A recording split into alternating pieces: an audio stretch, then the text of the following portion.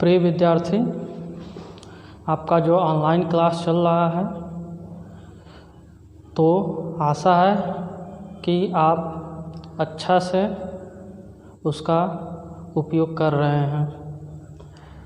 आपको विज्ञान में और पर्टिकुलर भौतिक विज्ञान में कक्षा 10 के विद्यार्थियों के लिए जो प्रकाश चैप्टर चल रहा है उसमें आपको अवतल दर्पण से प्रतिबिंब कैसे बनता है इसके बारे में बताया जा रहा है। उसी के क्रम में आपको 3 कंडीशन बताया जा चुका है। पहला कंडीशन आपको बताया गया, यदि कोई वस्तु अवतल दर्पण के सामने अनंत पर रखी गई हो तो उसका प्रतिबिंब कहाँ और कैसे बनता है, यह आपको बताया जा चुका है। जिस भी विद्यार्थियों को पढ़ना होगा इसके बारे में चैनल पर जाकर पिछला वीडियो देख सकते हैं। उसके बाद से आपको बताया गया दूसरा कंडीशन, यदि कोई वस्तु अवतल दर्पण के सामने वक्रता केंद्र से अधिक दूरी पर रखी गई हो तो उसका प्रतिबिंब कैसे और कहाँ पर बनता है, दूसरा कंडीशन। अब इसके बाद से तीसरा कंडीशन आपको बताया गया कि यदि कोई वस्तु अवतल दर्पण के सामने वक्रता केंद्र पर रखी गई हो तब उसका प्रतिबिंब कहाँ और कैसे बनता है, इसके बारे में भी आपको बताया जा चुका है। तो आज का क्लास आपका स्टार्ट हो रहा है चौथे कंडीशन से और वह हेडिंग है, यदि कोई वस्तु अवतल दर्पण के सामने मुख्य फोकस और वक्रता केंद्र के बीच में कहीं पर रखी गई हो। यानी आपका हेडिंग है, यदि कोई वस्तु अवतल दर्पण के सामने मुख्य फोकस और वक्रता केंद्र के बीच में कहीं पर रखी गई हो तो उसका प्रतिबिंब कहाँ और कैसे बनता है, आज हम इसके बारे में चर्चा करेंगे। तो चलिए इसके बारे में चर्चा किया जाए। तो आपका चौथा कंडीशन जिसके बारे में आज आपको पढ़ना है, यदि कोई वस्तु अवतल दर्पण के सामने वक्रता केंद्र और मुख्य फोकस के बीच में कहीं पर स्थित हो। तो आज आपका जो हेडिंग है वह आपको पूर्णतः बता दिया गया। क्या आज का हेडिंग है आपका, यानी आपका हेडिंग है, यदि कोई वस्तु अवतल दर्पण के सामने वक्रता केंद्र और मुख्य फोकस के बीच में कहीं पर स्थित हो तो उसका प्रतिबिंब कहाँ और कैसे बनता है, इसके बारे में आज आपको चर्चा करनी है। तो इस स्थिति में आपको पहले वाले वीडियो में भी बताया गया है कि आपको 4 हेडिंग मेंशन करना है। तो चलिए चारों हेडिंग को बताया जाए इसमें। तो आपका पहला हेडिंग स्टार्ट करते हैं। पहला हेडिंग होता है प्रतिबिंब की स्थिति। प्रतिबिंब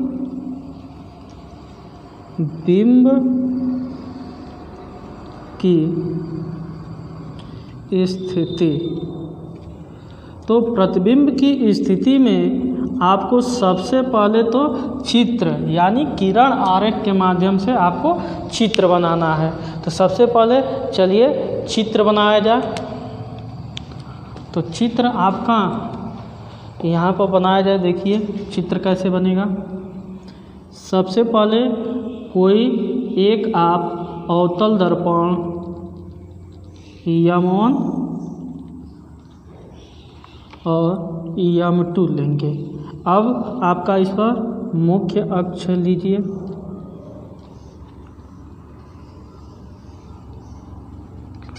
मुख्य अक्ष हो गया, यह आपका ध्रुव हो गया, यह फोकस हो गया और यह वक्रता केंद्र C हो गया।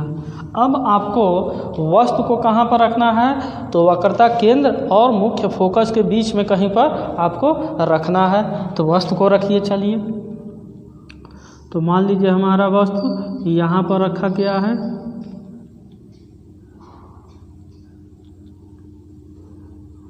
वस्तु आपने रखा जिसका नाम दिया A और B। तो आप जानते हैं कि सबसे पहले यहाँ से एक किरण ऊपरी छोर से क्या होगी? दर्पण पर पड़ेगी। तो यहाँ से मुख्य अक्ष के समांतर दर्पण पर जब एक किरण पड़ेगी तो वह परावर्तन के बाद कहाँ से जाएगी? तो मुख्य फोकस से होकर निकल जाती है। अब देखिए दूसरी किरण जो आपको कहाँ पर पड़ेगी? तो मुख्य फोकस से होकर जाएगी। यानी पहला किरण आपका ऊपरी छोर से मुख्य अक्ष के समांतर दर्पण पर पड़ा तो परावर्तन के बाद से वह कहाँ नियम के हिसाब से मुख्य फोकस से होकर निकल गया। अब इसके बाद से आपको दूसरा किरण किससे होकर जाएगा? तो मुख्य फोकस से होकर जाएगी। तो जो मुख्य फोकस से होकर जाएगी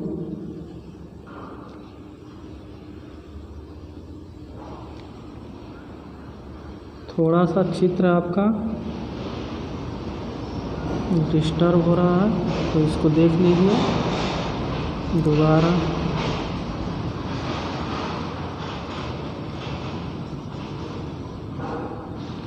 अब देखिए तो जब किरणें मुख्य फोकस से होकर दर्पण पर पड़ती है तो परावर्तन के बाद से कहाँ पर मिलेंगे? परावर्तन के बाद से क्या होता है? तो मुख्य अक्ष के समांतर वह निकल जाती है। तो मुख्य अक्ष के समांतर यह किरण निकल गई। अब देखिए यहाँ पर एक किरण मिल रही है। तो यहाँ पर किरण मिल रही है तो इसको मुख्य अक्ष पर लंब यहाँ डालिए। तो यहाँ से मुख्य अक्ष पर लंब डालेंगे तो देखिए आपका यह वक्रता केंद्र C हो गया। यह आपका प्रतिबिंब प्राप्त होगा। अब इसका नाम क्या हो जाएगा? तो A डैश B डैश। आपका यह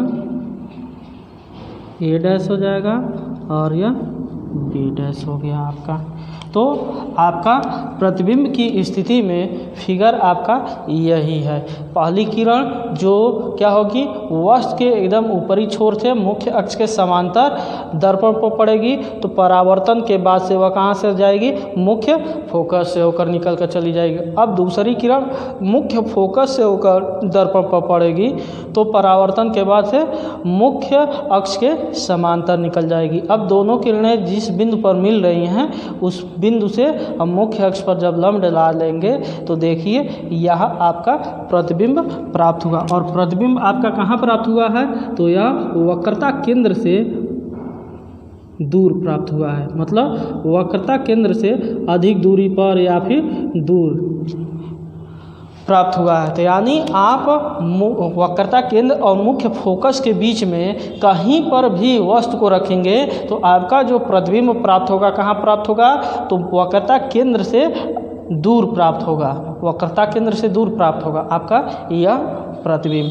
तो इसमें पहले कंडीशन में आपको क्या बताना है, तो इसमें आपको लिखना है यदि कोई वस्तु अवतल दर्पण के सामने वक्रता केंद्र और मुख्य फोकस के बीच में कहीं पर स्थित हो तो उसके प्रतिबिंब की स्थिति क्या होगी, वक्रता केंद्र से दूर होती है। यानी इसमें आप परिभाषा के तौर पर या फिर इस हेडिंग को कैसे मेंशन करेंगे, तो इस हेडिंग में आपको लिखना है, एक बार और देख लीजिए, इसमें लिखेंगे यदि कोई वस्तु अवतल दर्पण के सामने वक्रता केंद्र और मुख्य फोकस के बीच में कहीं पर रखी गई हो तो उसके प्रतिबिंब की स्थिति वक्रता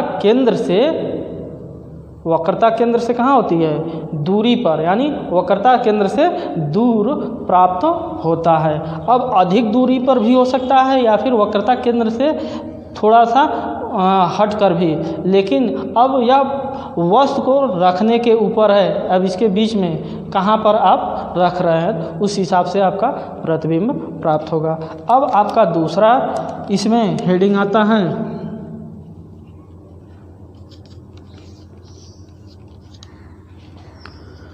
प्रतिबिंब की प्रकृति। प्रतिबिंब की प्रकृति, दूसरा हेडिंग आपका हो गया प्रतिबिंब की प्रकृति। अब आपको इसमें क्या बताना है, प्रकृति में तो वास्तविक है कि आभासी है। तो आपको बताया गया है कि जब किरणें आपस में मिलती हैं तो वास्तविक प्रतिबिंब बनता है। तो आप यहाँ पर देख रहे हैं कि किरणें आपस में मिल रही हैं, इसलिए जो आपका प्रतिबिंब बनेगा वास्तविक बनेगा। तो इस हेडिंग में आपको कैसे लिखना है, तो लिखेंगे यदि कोई वस्तु अवतल दर्पण के सामने वक्रता केंद्र और मुख्य फोकस के बीच में कहीं पर रखी गई है तो उसके प्रतिबिंब की प्रकृति वास्तविक होती है, क्योंकि किरणें वास्तव में मिलती हैं। अब इसके बाद से आपका तीसरा जो हेडिंग है उसको देख लीजिए, इसमें कैसे लिखना है। तो तीसरा हेडिंग में क्या लिखा जाएगा, प्रतिबिंब का विन्यास होता है।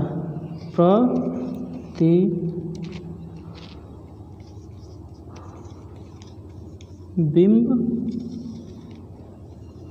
का विन्यास। तो प्रतिबिंब का विन्यास में क्या बताया जाता है, तो प्रतिबिंब के विन्यास में आपको बताना रहता है कि जो वस्तु है उसका प्रतिबिंब सीधा बन रहा है कि उल्टा बन रहा है। तो आप देख रहे हैं कि जो वस्तु का प्रतिबिंब बन रहा है वह क्या हो रहा है, उल्टा प्राप्त हो रहा है। तो इसमें आपको क्या लिखना है, तो वही चीज़ लिखेंगे यदि कोई वस्तु अवतल दर्पण के सामने वक्रता केंद्र और मुख्य फोकस के बीच में कहीं पर रखी गई हो तो उसके प्रतिबिंब का विन्यास क्या होता है, उल्टा प्राप्त होता है। यानी उसके प्रतिबिंब का विन्यास उल्टा प्राप्त होता है। अब अगला हेडिंग इसमें आपका क्या आता है, चौथा। तो चौथा आकार आता है, किसका, तो प्रतिबिंब का आकार आता है।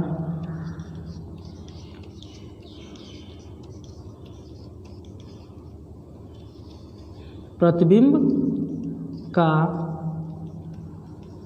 आकार।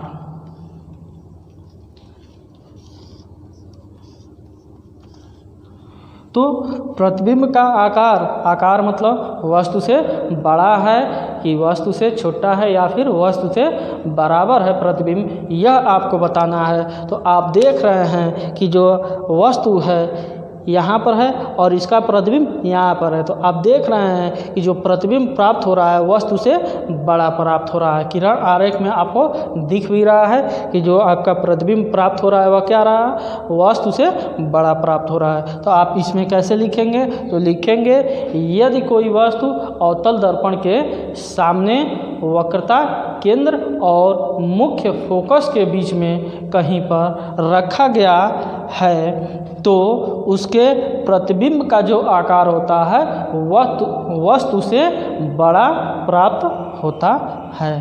तो आपका यह चौथा कंडीशन था। इसके पहले 3 कंडीशन आपको बताए जा चुके हैं। जिनको भी अगर इन तीनों कंडीशनों के विषय में नहीं मालूम है वह पिछले वाले वीडियो में आप जाकर उसको पढ़ सकते हैं। इसके पहले आपको पूरा का पूरा विधिवत बताया जा चुका है। अब आपको क्या जानना था चौथे हेडिंग के बारे में, तो चौथे हेडिंग के बारे में आज आपको बता दिया गया। अब नेक्स्ट वीडियो में आपको 5वें कंडीशन के बारे में बताया जाएगा और वह कंडीशन अभी बता दे रहे हैं क्या है। तो उसका हेडिंग आपको रहेगा यदि कोई वस्तु अवतल दर्पण के सामने मुख्य फोकस पर रखी गई है तो उसका प्रतिबिंब कहाँ और कैसे प्राप्त होगा। किताब के माध्यम से आप पढ़ भी सकते हैं या फिर अगले वीडियो में बताया जाएगा उससे भी आप पढ़ सकते हैं। इसके पहले जो भी आपको बताया जा चुका है किताब से और वीडियो दोनों के माध्यम से आप उसको विधिवत तैयार कर लीजिए। नेक्स्ट वीडियो में 5वें कंडीशन के बारे में बताया जाएगा। तब तक आप घर में रहकर सुरक्षित रहिए। धन्यवाद।